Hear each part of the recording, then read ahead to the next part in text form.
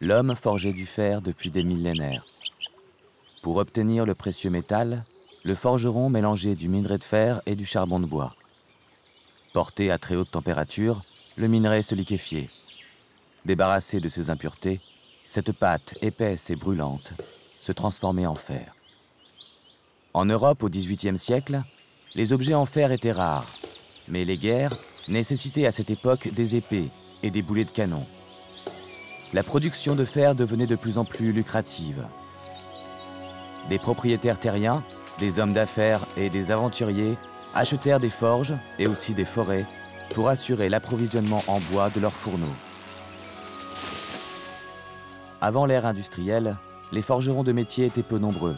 La main-d'œuvre était constituée essentiellement de paysans qui travaillaient dans les forges quand l'activité agricole s'arrêtait. C'est dans le feu et la sueur qu'ils allaient participer à une révolution industrielle qui allait marquer en profondeur les paysages et des générations d'hommes. Ils sont ouvriers, fils d'ouvriers, anciens patrons ou héritiers d'une grande famille d'industriels. Les témoins de notre histoire ont participé à la grande saga de la sidérurgie. Les métiers de sidérurgiste, parlons du siècle dernier ou même du début du siècle, là, il fallait être très costaud. Hein. Le bruit, la chaleur, la fumée, la poussière, surtout la chaleur nécessitait une grande force. Puis beaucoup de métiers, la mineur, rattrapeur, forgeron, on tournait les pièces à la main avec des tenailles, vous voyez.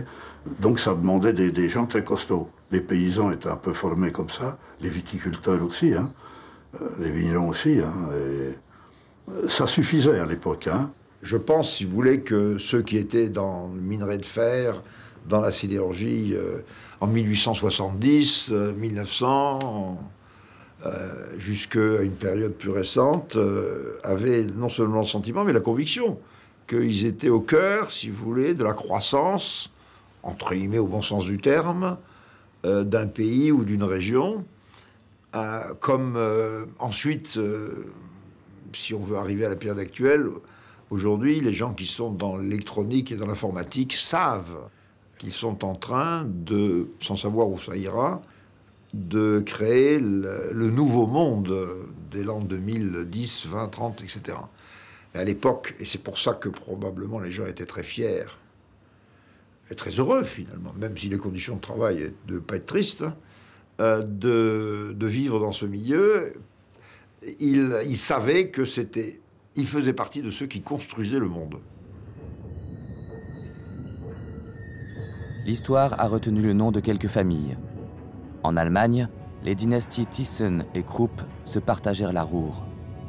En France, la famille de Wendel s'installa en Lorraine, à cheval sur la frontière franco-allemande, et la famille Schneider sur le territoire du Creusot, un bassin minier au centre de la France.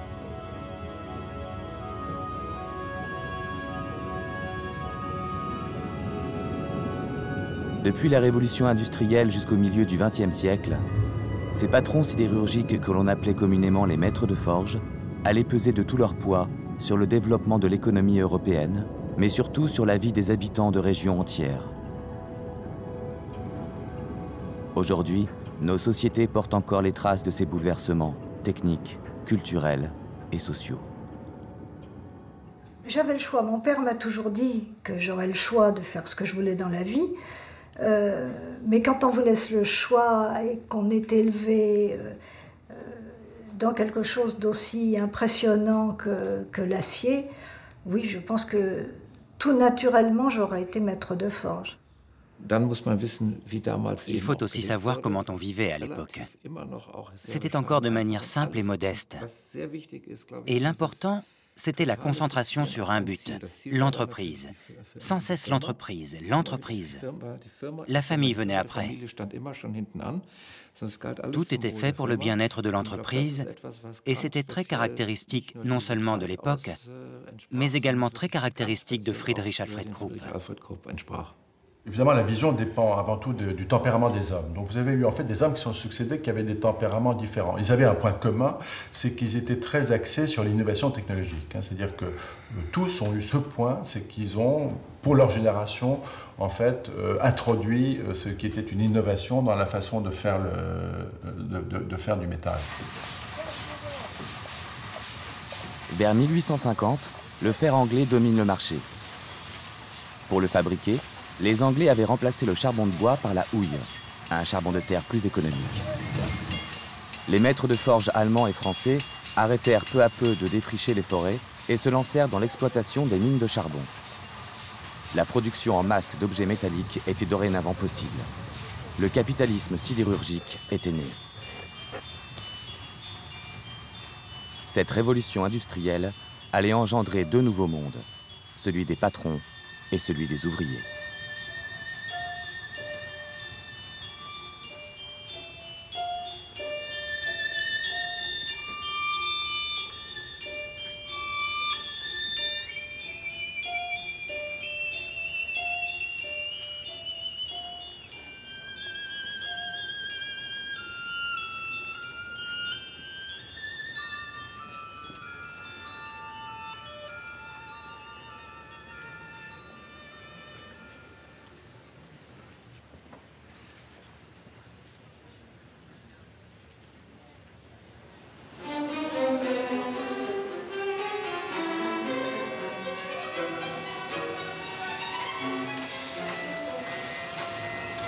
La naissance et l'expansion du chemin de fer donnent aux maîtres de forge l'opportunité de développer leurs affaires. Dans les usines, les ouvriers fabriquent des roues et des milliers de kilomètres de rails. L'approvisionnement et l'acheminement du charbon et du minerai de fer deviennent stratégiques. Les maîtres de forge achètent des mines et construisent à proximité d'immenses complexes industriels où très vite, des dizaines de milliers d'ouvriers vont travailler.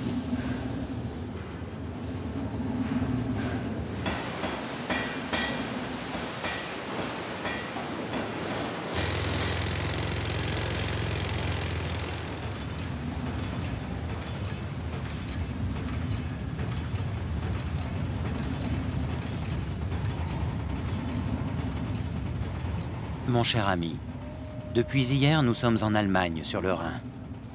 Après une journée vaseuse sur un fleuve très large, sur des rives désespérément plates sans caractère, on découvre une ville de cheminées, de dômes crachant des flammes, une fonderie gigantesque dans laquelle travaillent jour et nuit 24 000 ouvriers.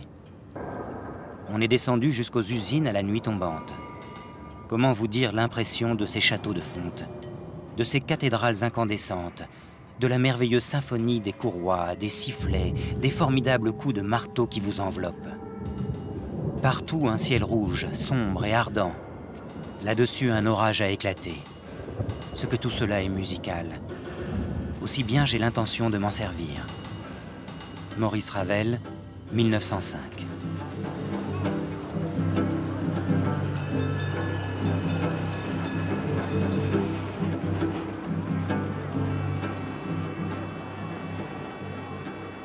C'était vraiment la grosse industrie. Hein. Quand les sirènes sonnaient, il y avait plusieurs portes. Il y avait 8 portes au creusot de l'usine. Quand les ouvriers sortaient, c'était la masse dans les rues. Hein. La sirène sonnait 10 minutes avant le début du travail, hein, pour dire préparez-vous à ceux qui étaient vraiment sur place. Puis comme nous, on était un petit peu plus éloignés, là, on était à une dizaine de kilomètres, quand on entendait la première sirène, on était déjà en retard. Hein. Et la deuxième sirène, 10 minutes après, le gardien fermait la porte. Et puis le gars qui se pointait avec son véhicule ou à pied en courant, ben, il avait droit à un petit carton qu'il devait donner à son agent de maîtrise pour lui enlever le temps sur sa journée.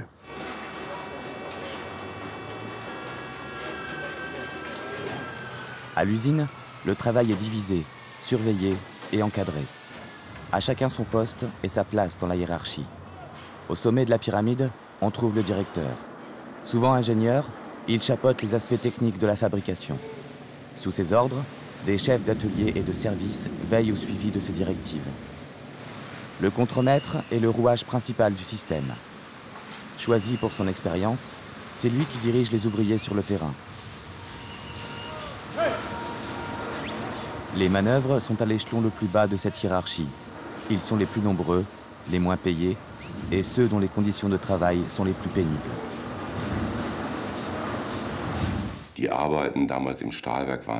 À l'époque, les travaux à l'usine étaient terriblement durs. Il fallait tout transporter à la main. Aujourd'hui, on appuie sur un bouton pour mettre 3 ou 4 tonnes de chaux dans le creuset. Avant, c'étaient des hommes qui couraient en cercle 8 heures durant avec des pelles. Ils couraient devant la chaleur du four, puis au dehors dans le froid et à nouveau devant le four. Celui qui jetait le minerai était quelqu'un d'important. Quand il jetait une pelle de minerai, ça provoquait une flamme énorme. Et celui qui venait après avec la pelle chaude prenait cette flamme en plein visage. C'est pour vous dire qu'il y avait une certaine hiérarchie. Ceux qui jetaient le minerai étaient plus importants que ceux qui jetaient la chaux. Et les fondeurs, eux, il fallait les vouvoyer. C'était vraiment un cercle très fermé. La hiérarchie allait plus loin. Par exemple, le contremaître, il y a 50 ans, c'est le gars qui était en costard avec le chapeau. Il passait dans les travées, voir ses ouvriers travailler. Il avait énormément de pouvoir. Le gars lui mettre une réprimande comme ça, essayer de le mettre à la porte, etc. Mais les gens étaient très respectés, le contremaître très respecté, le chef d'atelier, bien sûr, le chef de service, le directeur, c'était des monuments.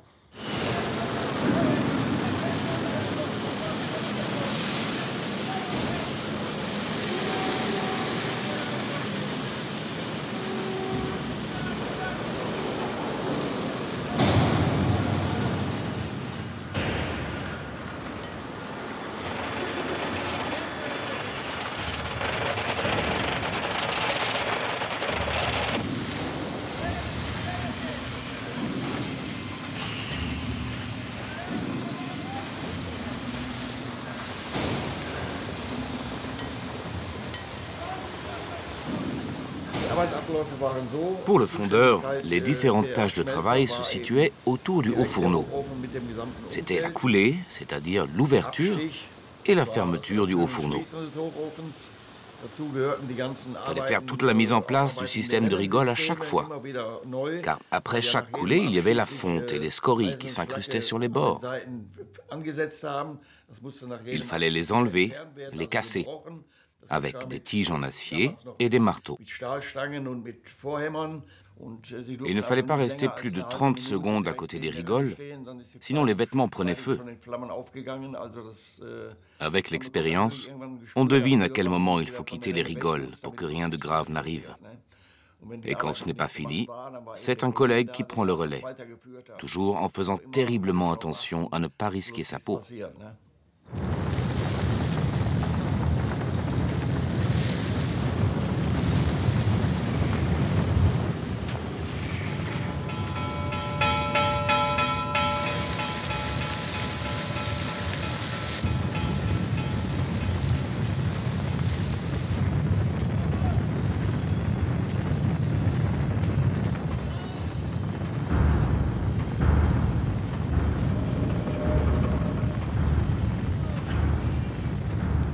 Au laminoir, c'était pareil, hein, les gants, c'était tout à la tenaille, c'était tout manuel. Et on n'avait pas de gants dans le temps. Alors, des fois, le gars qui était au palan, qu'on amarrait une pièce, ben, des fois, la chaîne, quand elle était vers le four, quand on amarrait la pièce, on mettait la tenaille, on mettait une espèce de tourne à gauche pour tourner la pièce. Eh bien, le gars, il se brûlait les doigts, des fois. Alors, il faisait un saut, et puis la chaîne, il la roulait un peu dans le seau d'eau. Les chaussures, c'était des sabots. C'était vraiment ce qu'il y avait de mieux. Ils n'étaient pas confortables comme des chaussures, mais le sol dans la fonderie était brûlant autour des rigoles. Si vous aviez porté des chaussures en cuir, avec la chaleur, elles auraient rétréci, ce qui aurait posé un gros problème. Avec des chaussures en bois, le problème ne se posait pas. Mais alors, sous ces sabots, il fallait sans cesse clouer de nouvelles planches, des planches d'environ 3 cm d'épaisseur. Et ces planches devaient être changées tous les 2 jours, parce qu'elles étaient tout le temps cramées, ce qui prouve bien à quel point le sol était brûlant. Pour ceux qui travaillent près du feu dans les hauts fourneaux et les laminoirs, la vie est soumise à la cadence continue et épuisante de l'usine. La presse ouvrière relate régulièrement les conditions de travail déplorables et les accidents du travail. Un drame vient de se dérouler aux aciéries de Longwy. Un jeune mousse au laminoir continu, âgé de 14 ans, a eu le corps transpercé par une barre de fer rouge de 13 mm de diamètre. Les conditions de ce terrible drame sont tenues cachées par la direction. Depuis le début de la révolution industrielle, les femmes, les enfants et parfois des familles entières travaillent à la mine ou à l'usine. Depuis 1840, la France et l'Allemagne interdisent le travail des enfants âgés de moins de 10 ans. Mais passé cet âge, les enfants constituent une main-d'œuvre exploitable. Ils travaillent souvent 10 à 12 heures par jour, 6 jours par semaine.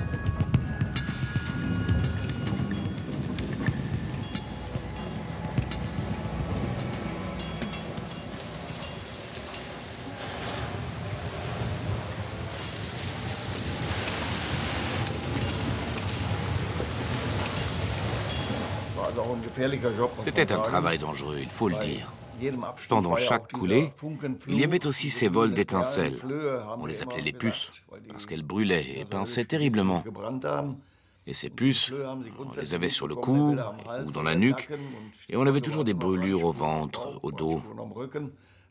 C'était pas agréable, mais bon, ce n'était que de petites blessures. Il y avait évidemment des choses beaucoup plus graves, mais on n'aime pas tellement en parler, n'est-ce pas? On pense toujours au passé, et je dois vous avouer que ce n'était pas un travail très reluisant. Physiquement dur, des hautes températures, des vapeurs et des poussières, des efforts énormes. Alors pourquoi on l'a fait? Mais pour ce cher argent, on voulait avoir de l'argent, et c'est pour ça que j'ai atterri là-dedans. On était des hommes, hein, parce qu'on savait affronter le danger, la poussière, Bon, il y avait cette conception qu'on retrouve partout, jusqu'au jour où on attrape une maladie ou un accident grave.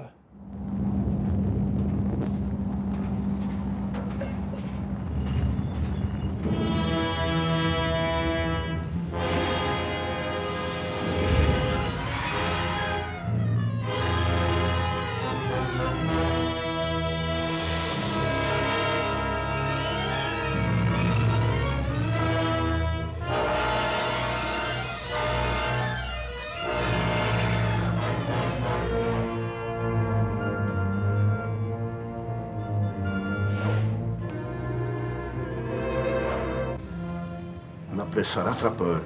Quand on faisait des produits longs, des barres, vous voyez, la barre, elle passe par des créneaux dans un cylindre, elle passe, elle va, elle revient dans des cylindres de plus en plus petits pour l'allonger. Ben, le gars, pour la remettre dans le droit chemin, il la chope avec une tenaille au vol et il la remange dans le laminoir. Vous voyez la force physique qu'il faut, puis il ne faut pas la louper, en plus. Hein. Enfin, elle n'allait pas à 50 à l'heure, mais il la plante comme ça, puis il la remet dans son canal. Comment voulez-vous que ce gars-là il dure longtemps. Donc, le problème, c'est que ces gens-là, ils commencent à 14 ans. L'athlète était à 65 ans. Quand ils avaient fait ça, 51 ans, ils étaient morts. L'espérance de vie de ces gens-là, c'était 3-4 ans.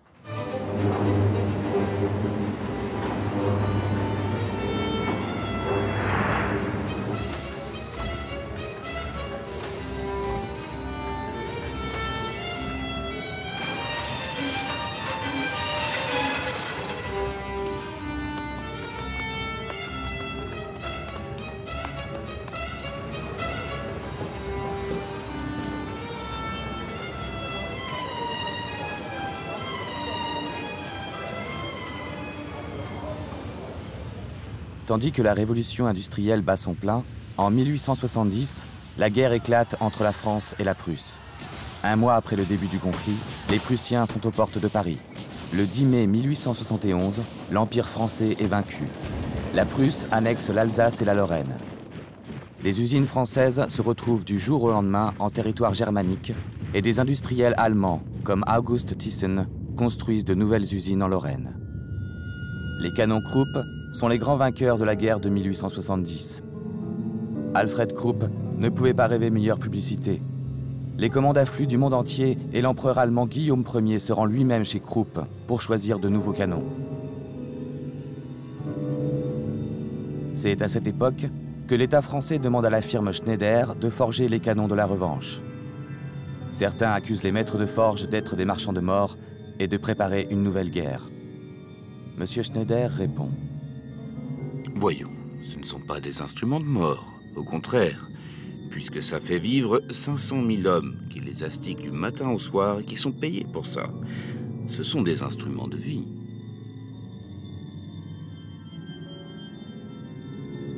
La course à l'armement vient de commencer entre les firmes Schneider et Krupp. Elle va durer 3 générations.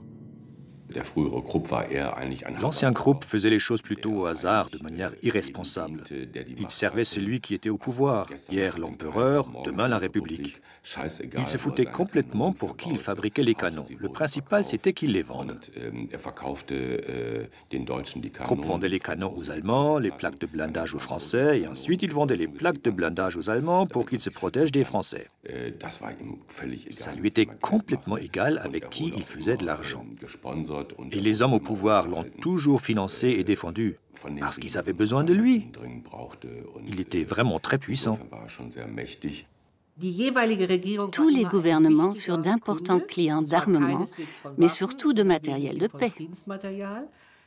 Il est important de préciser qu'à l'exception des périodes de guerre, la production de l'entreprise Krupp était constituée à 80% de produits de paix. C'est toujours fascinant de se rendre compte que tous les trains circulant au XIXe siècle étaient équipés de roues fabriquées par Krupp. C'était un marché gigantesque. La richesse provient de là. Mettre toujours les armes en avant était plutôt un effet de relations publiques. Alfred l'avait déjà bien compris quand il disait « Avec les armes, tu gagnes de l'attention et un public ». Il allait aux expositions universelles et c'était toujours spectaculaire. Mais la vraie richesse, l'entreprise l'a accumulée en temps de paix, toujours et seulement avec des produits de paix. Est-ce que les ouvriers étaient conscients de ce qu'ils produisaient à l'époque et de ce qu'on pouvait faire avec ces produits? Je ne suis pas convaincu qu'ils en avaient conscience. Je ne pense pas que ça allait si loin.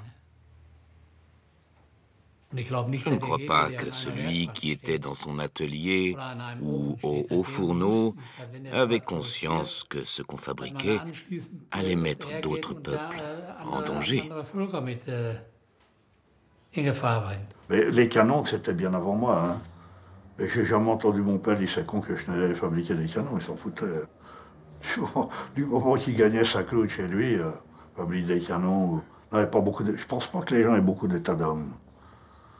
Non, pour nous, Krupp, De Wendel, Schneider, c'était les grands capitaines d'industrie, quoi. Hein? C'est des gens qui ont inventé, qui ont développé, qui ont fait évoluer, qui ont embauché du personnel, qui ont donné beaucoup de boulot à beaucoup de gens, pas toujours bien payés, pas toujours des bonnes conditions. Mais ça, on ne le voit en général qu'après. Ou alors avec un esprit déjà un petit peu vindicatif. Le gars qui a déjà une norme de délayé à 18 ans, il sent des choses comme ça.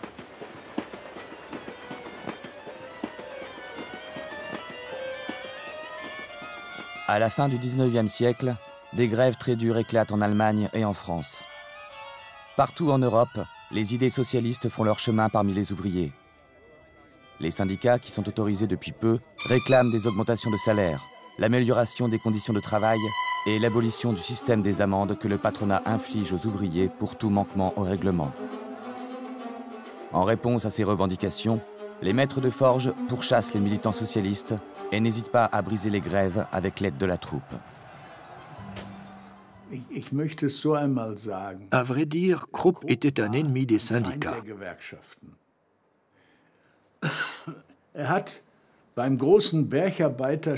Pendant la grande grève des mineurs de 1889, il écrivait une note à ses directeurs, genre « Messieurs les directeurs », pour faire publier des affiches sur lesquelles il était écrit que dans ces usines, les grèves étaient interdites. Et ça finissait toujours avec la même phrase. Tant que je suis et que je reste patron dans ma propre maison. An die Herren Direktoren. Ich habe Einsicht genommen über den Stand der Sozialdemokratie in unserem Bereich und finde denselben unerhört und empörend. In der Zeit, wo die Arbeiter gehätschelt werden mussten, um die Arbeit ausführen zu können, ist die Saat des jetzt verbreiteten Geistes der Vernichtung des Bestehenden unter ihnen aufgewuchert. Zuerst will ich einmal keinen einzigen Hund mehr auf den Werken haben. In 3 Wochen darf nicht ein einziger mehr von der ganzen Bande bei uns sein. Ohne alle Rücksicht auf Stellung und Geschicklichkeit. Gekündigt soll werden. Dies muss einzeln geschehen und zu verschiedenen Stunden im Beisein von Polizei. Kein Zweifelhafter soll Wohnung behalten und wenn die Hälfte auch leer stehen müsste. Ich will reine Bahn und nur Treue. Alfred Krupp. Après les grèves, 2000 licenciements par jour. En 1900. Alors, tous n'étaient pas définitivement à la porte. Ils rembauchaient. Mais à l'embauche, il y avait le filtre. On comprend? Ensuite, 2000, ils en prenaient peut-être 1800 ou 1900. Mais, alors, la crainte, elle venait de ça aussi. Pas me faire foutre à la porte. Tu avais dans les archives, tu trouvais s'il pouvait y avoir. À la porte, dans les années, je sais pas moi, 1920 ou... motif. Chantait la Carmagnole en rentrant dans l'atelier. Ou même la Marseillaise. Licencié, motif, grève le 1er mai. Le patron de l'époque était un Eugène II, c'était leur 3e génération, un patron de combat, hein, qui a décidé qu'il n'y aurait plus de grève au Creusot. Et pendant 40 ans, il n'y a pratiquement pas eu de grève au Creusot. Hein. Il a fait régner sur le Creusot une chape de plomb. On dit souvent que la famille Schneider a régné 130 ans sur le Creusot.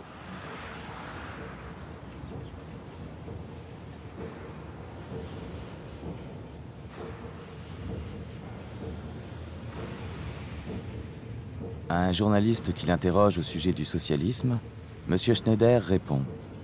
Mais enfin, voyons, qu'est-ce que c'est que le socialisme?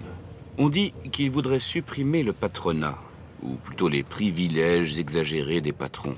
Ah, je n'entends pas être supprimé. Ne faut-il pas une tête pour penser? Un corps, quel qu'il soit, peut-il se passer de la pensée? Pensez-vous qu'il ne faut pas de l'argent pour faire marcher une entreprise comme celle-ci? À côté du directeur, de la tête, il y a le capitaliste qui apporte la forte somme. Et oui, le capital qui alimente tous les jours les usines en outillage perfectionné.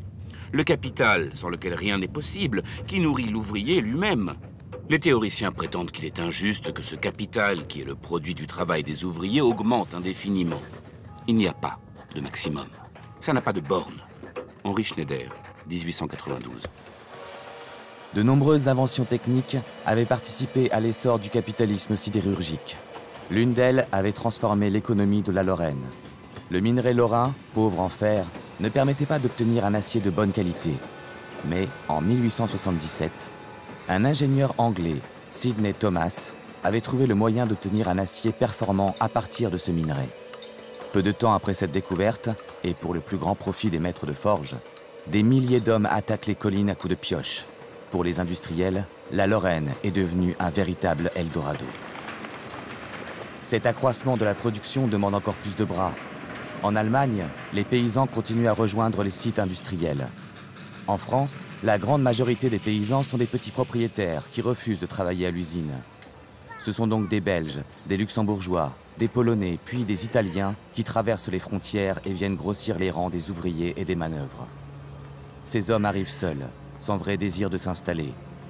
Ils vendent leur force de travail au plus offrant et n'hésitent pas à quitter une usine pour une autre. Retenir cette main-d'œuvre volatile devient l'obsession des maîtres de forge. L'un d'eux écrit « Voilà plus de 15 ans que j'ai émis l'idée de faire venir des Chinois. Je n'hésiterai pas à fréter un navire pour en ramener, quand bien même il faudrait créer un atelier spécial de fabrication de cercueils pour leur retour là-bas. » Il fallait regrouper physiquement toutes les compétences dont on avait besoin pour assurer un projet, y compris un projet sidérurgique, ce qui veut dire qu'il fallait s'occuper, comme disent certains, « from the cradle to the grave », je parle anglais, mais ça veut dire du berceau à la tombe, s'occuper d'une population, et ça a été le cas des sidérurgistes, qui ont marqué l'urbanisme, notamment en Lorraine, de manière durable, parce que ça se voit encore, parce que c'était une des conditions leur permettant d'abord d'attirer du monde, parce qu'ils avaient besoin de beaucoup de bras, ce qui n'est plus le cas aujourd'hui, et deuxièmement, de s'assurer que ce monde, il restait disponible, y compris de génération en génération. au profit, entre guillemets, c'est-à-dire au service finalement d'un projet qui était le projet industriel. Pour Alfred Krupp, l'aspect social faisait partie de sa stratégie d'entreprise. Il a très tôt compris, et en plus à une époque où il était pratiquement le seul, qu'il est important qu'un ouvrier se sente bien, en sécurité, et qu'il faut lui donner les moyens de se détendre, des loisirs. Alors cet ouvrier sera plus utile à l'entreprise. Je pense que pour eux, c'était une forme d'idéal. C'est-à-dire, on est les patrons, on tient à ce qu'on fait, on sait qu'on ne peut pas le faire seul. Les gens qui participent à ça doivent avoir la vie la mieux possible. Bon, dans une certaine discipline, forcément, sinon ça ne marche pas, mais ils doivent avoir la vie la mieux possible.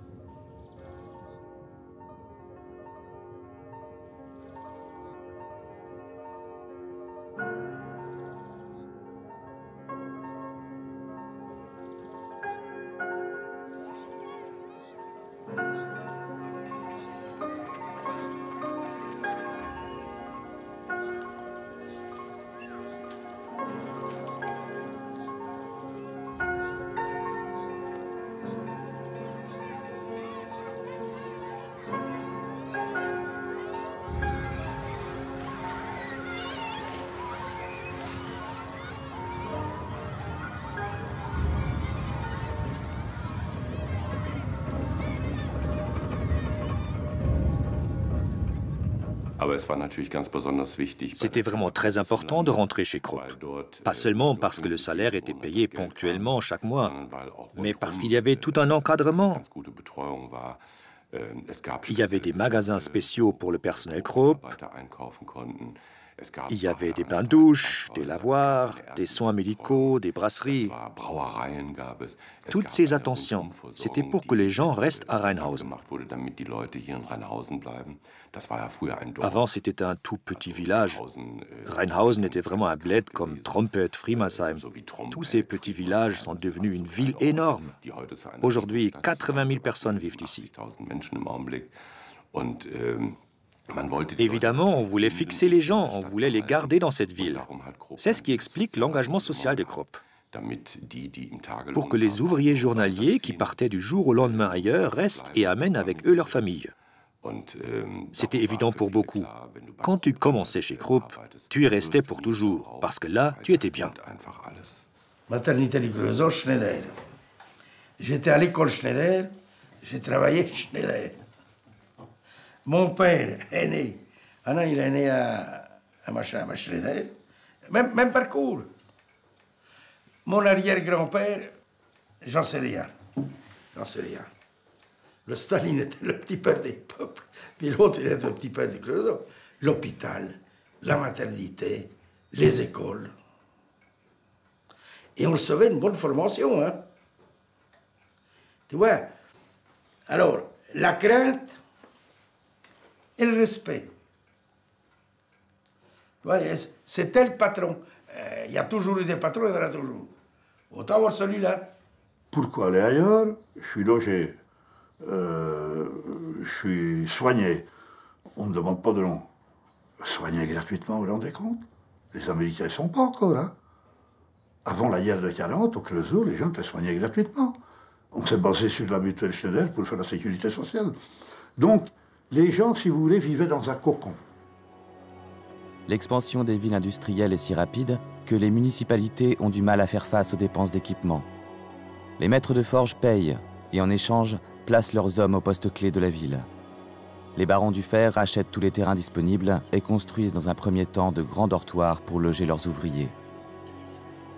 Pour tous ceux dont le savoir-faire est indispensable au bon fonctionnement de l'usine, le patronat décide de bâtir des maisons. Dorénavant, les mineurs de fer, les ouvriers, les contremaîtres et les ingénieurs auront chacun leur quartier. Mais les manœuvres, les plus nombreux et les moins qualifiés, n'ont droit à rien. Ils habitent dans des baraques ou des bidonvilles. C'est ainsi que l'organisation hiérarchique de l'usine déteignait sur la ville. Le patron, connaissant l'habitude des Creusotins qui étaient d'origine paysanne, ce qu'il fallait, c'est avoir son jardin, son potager, hein, avoir ses légumes. toutes les cités qui sont faites au Creusot, maison double, hein, maison à double logement, encadrée par 2 potagers. Vous pouvez faire naviguer dans tout Creusot, vous voyez, toutes ces maisons sont faites comme ça. Au Creusot, pas de HLM avant 1960. Vous savez, l'ouvrier qui a sa petite maison, son jardin, est moins revendicatif. Moins revendicatif, il n'a pas tendance à aller au café ou aller à s'occuper de choses dont le patron ne tenait pas du tout à ce qu'il s'en occupe, c'est-à-dire le syndicalisme, le mouvement ouvrier. Voilà. Règlement de la cité ouvrière, article 4. Dans le cas où, pour une cause quelconque, un ouvrier cessera le travail dans l'entreprise, il cessera d'avoir le droit d'occuper son logement au jour même de la cessation du travail. Et il devra évacuer les lieux corps et biens dans les 8 jours. Il ne sera payé qu'après avoir rendu son logement.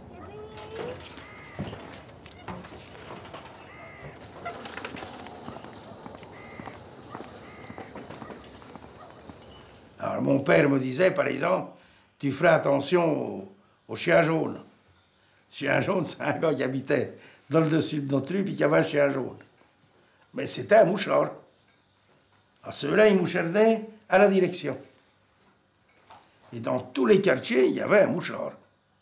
Il y avait tout un système d'agents qui allaient dans les cafés, dans les réunions, dans les spectacles, qui écoutaient ce que disaient les ouvriers, et il y avait des rapports, et quand on était un peu trop, non pas dans le courant ordinaire, mais je veux dire, c'était le renvoi. Hein. Les ouvriers récalcitrants sont licenciés, les plus méritants décorés de la médaille du travail. Du berceau à la tombe, en passant par l'école ménagère destinée à préparer les jeunes filles à devenir des épouses modèles, le contrôle des maîtres de forge sur la ville est total. L'usine est une grande famille unie autour du patron, un père tout-puissant dont la figure orne les églises.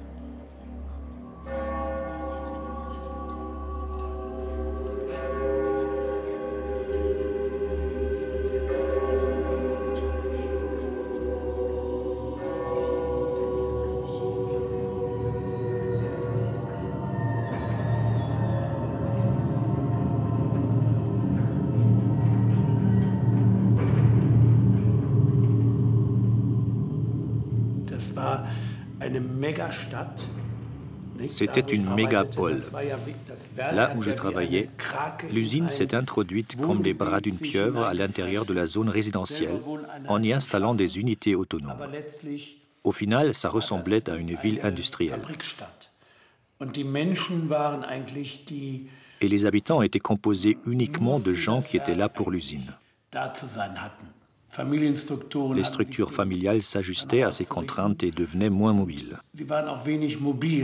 Elles étaient prisonnières de l'usine et le restaient pendant plusieurs générations. Une vie, à vrai dire, où l'homme n'a aucune liberté. Malgré tout, comme c'était parfois le cas avec les esclaves, il y avait identification, parfois même sur-identification avec celui qui propose du travail. Peu de gens à cette époque-là dénonçaient les inconvénients du partenariat. Enfin, vous êtes exploités, les gars, là. Hein. Vous voyez pas, vous êtes menés comme des moutons. Hein. On vous emmène à la messe, au machin, truc. Les gens, à mon avis, ne s'en rendaient pas compte. Ou s'ils s'en rendaient compte, ils disaient « Oh, c'est pas pire qu'ailleurs. Hein. » Voilà. Ce n'est pas par esprit de père vis-à-vis de ses enfants, c'était pour pouvoir offrir un plateau, pour pouvoir avoir de la main-d'œuvre en suffisance, pour pouvoir exploiter ce bassin, cette mine d'or qu'on avait sur les pieds, et même si ce n'était pas de l'or, c'était du fer, mais qui permettait de faire des profits formidables. Au début du XXe siècle, le fer est devenu le symbole de la modernité. L'Europe compte 1 million de sidérurgistes. Une formidable machine industrielle est en marche.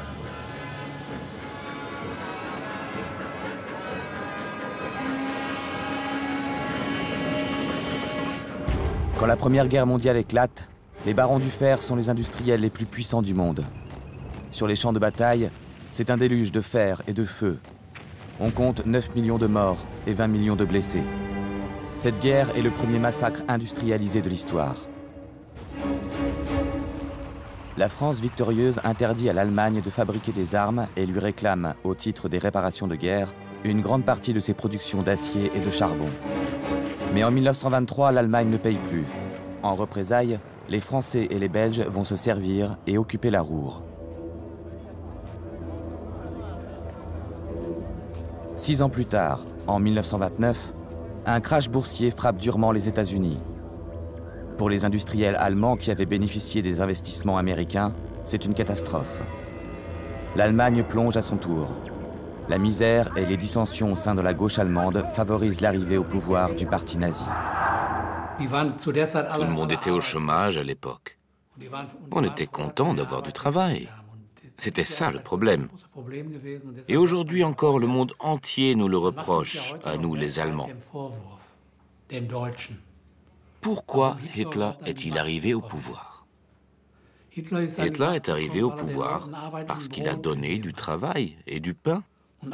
Et le travail et le pain, c'était l'armement.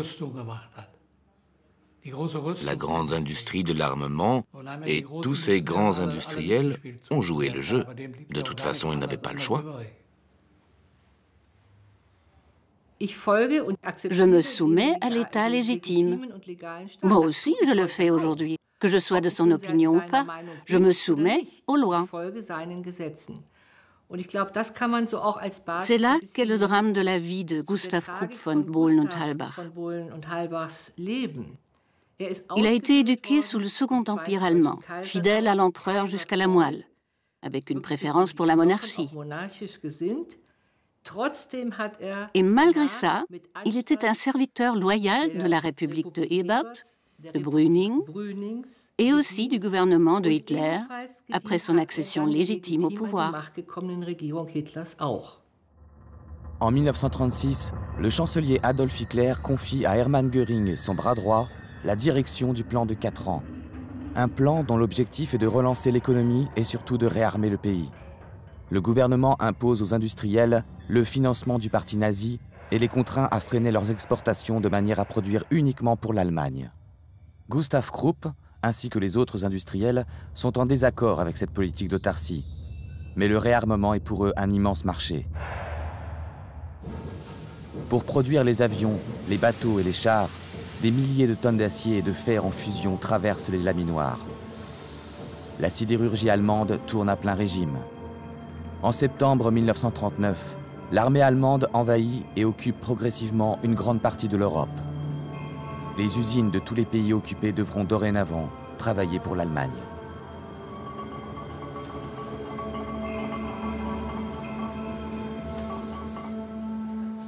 Mon père, qui était à Paris, part immédiatement pour le Creusot. Et il reprend en main cette affaire qui est...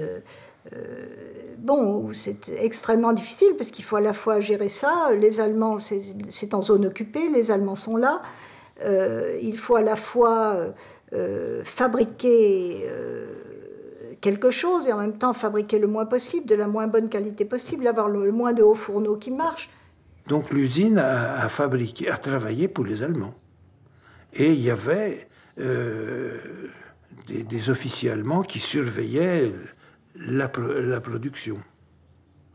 Et alors, Stroh, le directeur, recevait des lettres de plus en plus méchantes de la part des Allemands, l'accusant de ne pas sortir ces locomotives assez vite. Alors, les réponses de Stroh qu'on a, parce qu'il parlait parfaitement l'allemand, c'était vous m'avez envoyé mes meilleurs ouvriers au STO en Allemagne. Alors ça, c'était une justification. La vérité, c'est que quand la locomotive était presque prête, les gars, pendant la nuit, allaient fourrer des poignées de sable dans les boîtes à graisse. Hein. Donc, on ne pouvait pas sortir beaucoup de locomotives. Et puis, les Allemands en ont eu tellement marre qu'ils ont déporté Stroh et le chef d'atelier des locomotives. La sidérurgie française travaille à 100% pour l'Allemagne. Et pourtant, dès 1941, le Reich est confronté à un double problème.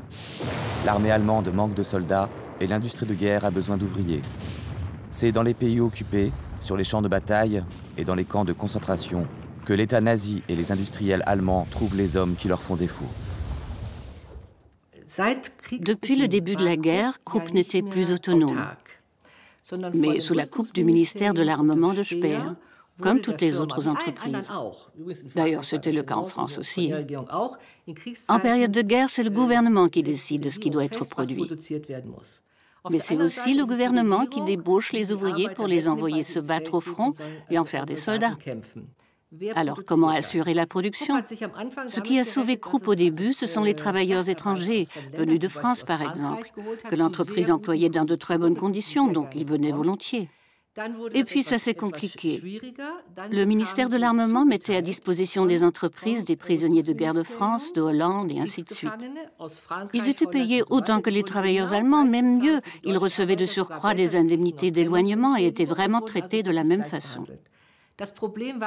Le problème, c'était ceux qu'on appelait les ouvriers de l'Est. En fait, tous les ouvriers étaient traités de la même façon, sauf les ouvriers de l'Est, qui, eux, vivaient dans des camps de concentration gérés par la Gestapo. On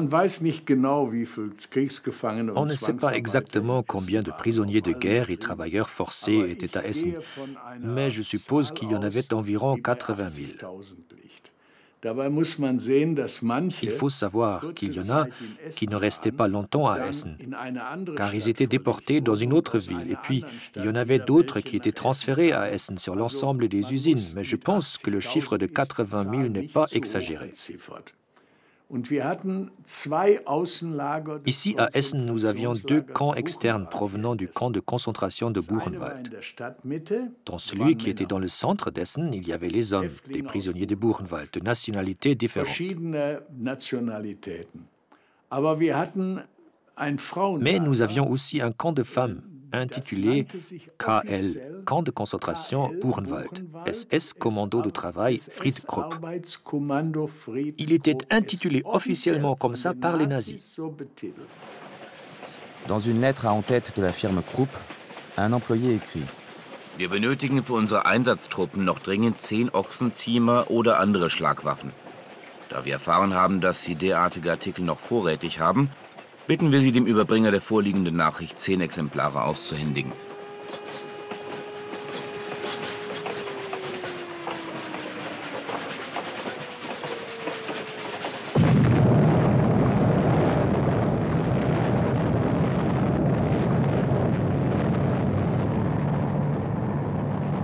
Time to make planes and more planes, bombers and fighters.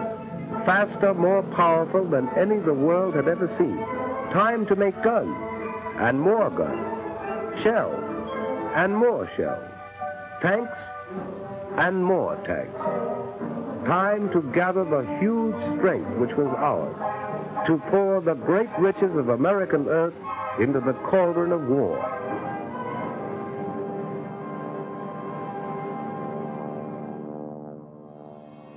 Pour gagner cette guerre, les Américains sont persuadés qu'il faut détruire la puissance sidérurgique allemande, c'est-à-dire la Ruhr.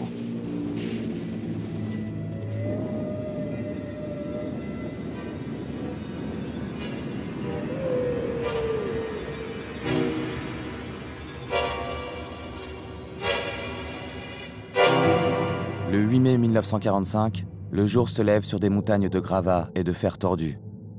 L'Allemagne est vaincue. En un siècle, les maîtres de forge avaient bâti des villes et les armes pour les détruire. La sidérurgie avait été au cœur des 2 plus grands conflits de l'histoire. La Seconde Guerre mondiale s'achève, l'Europe doit être reconstruite, et les hommes du fer ignorent qu'ils vont vivre les bouleversements les plus importants de leur histoire.